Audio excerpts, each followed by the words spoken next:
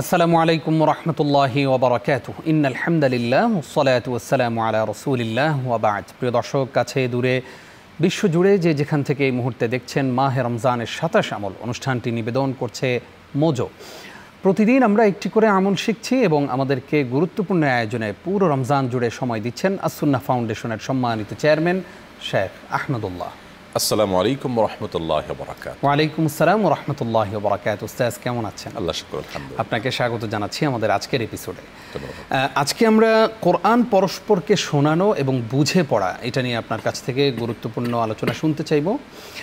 শুরুতেই আপনি আমাদেরকে বলবেন, কোরআন তো নিজে পড়া সম্পর্কে আমরা এতদিন জেনেছি, আরেকজনকে শোনানোটা এত গুরুত্বপূর্ণ কেন?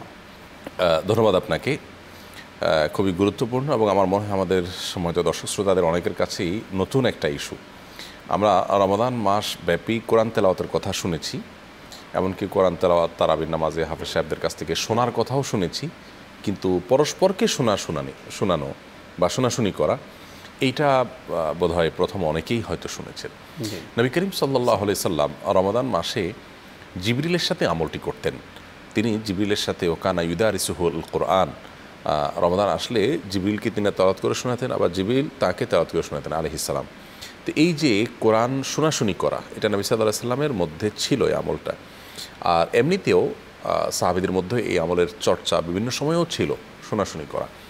আপনি জানতে চেয়েছেন যে এইটার রহস্য কী বা কারণ কী, শোনাশুনি আমরা করবো, এটা তাৎপর্য কী? দেখুন, কোরআনে কারিমের তেলাওয়াতের একটা স্বাদ আছে, একটা তৃপ্তি আছে, নিজে তেলাওয়াতের শোনার একটা তৃপ্তি আছে, আবার আরেকজনকে শোনাবারও একটা তৃপ্তি আছে।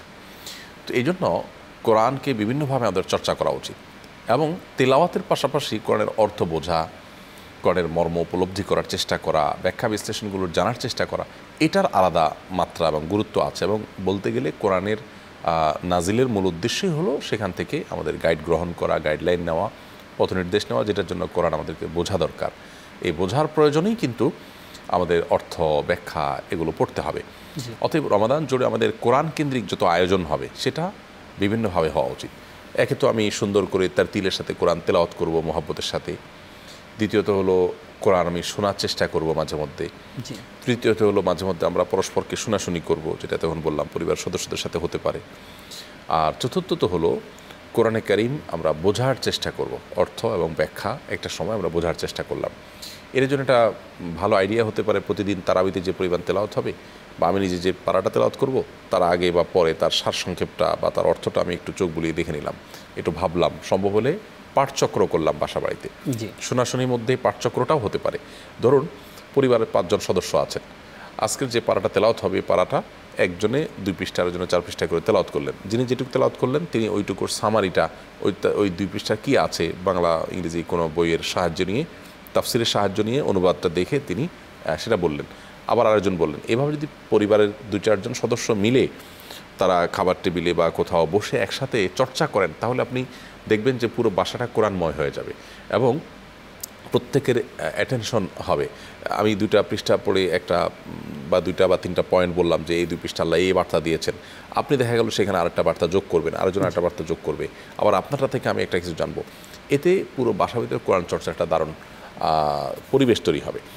তো এই আমলটা আমরা রমাদান উপলক্ষে বিশেষভাবে করতে পারি এবং করা দরকার আমাদের। আমার মনে হয় সেটার জন্য আমরা যদি সময় বের করি, মনোযোগ দেই, তাহলে পারিবারিক যে বন্ধনগুলো এখন ঠুনকো হয়ে যাচ্ছে, আমাদের পরস্পরের সাথে তেমন কোনো বোঝাপড়া নেই এবং দিনদারিতার ক্ষেত্রে কেউ দিনদার পরিবারের সদস্য, আবার কেউ দিনদার না, যদি আমরা সবাইকে কনভিন্স করে এটার জন্য একটা সময় বের করতে পারি, আমার মনে হয় আমাদের বহুবিধ সমস্যার সমাধান হবে। বিশেষ করে কোরআনে কারিমের তেলাওয়াত না করতে আমাদের বাসা বাড়িগুলো কিন্তু বরকতশূন্য হয়ে গেছে।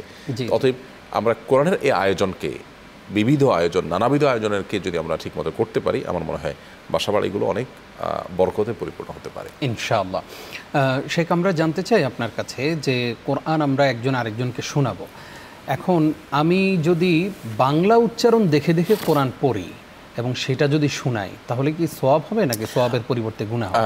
আপনি ঠিকই বলেছেন, সওয়াবের পরিবর্তে গুনাহই হবে। কারণ হলো সারা বিশ্বের আলেমরা এই ব্যাপারে একমত যে আসলে কোরআনে কারিমের তেলাওয়াত আরবি টেক্সট দেখে আপনি তার তিল এবং শুদ্ধতার সাথে তেলাওয়াত করার চেষ্টা করবেন। সেটা যদি করতে না পারেন তাহলে তেলাওয়াত শুনবেন, কিন্তু আপনি কোনো অবস্থাতেই উচ্চারণের সহযোগিতা নেবেন না। সেটা বাংলা হোক, ইংলিশ হোক, অন্য কোনো ল্যাঙ্গুয়েজ হোক, কারণ আসলে এক ভাষার উচ্চারণ আরেক ভাষা দিয়ে সেভাবে করা সম্ভবপর হয় না। এটা একটা গুরুত্বপূর্ণ বিষয়। আমরা অনেকেই কিন্তু এটা করি। এই উচ্চারণ, বাংলা উচ্চারণ বা কোনো ভাষা উচ্চারণ দেখে দেখে কোরআন পড়ার যে অভ্যাস, এটা আমাদের বন্ধ করতে হবে। কারণ হলো এটাতে বিকৃতি হয়, অর্থের মধ্যে ব্যাপক পরিবর্তন হয়ে যায়।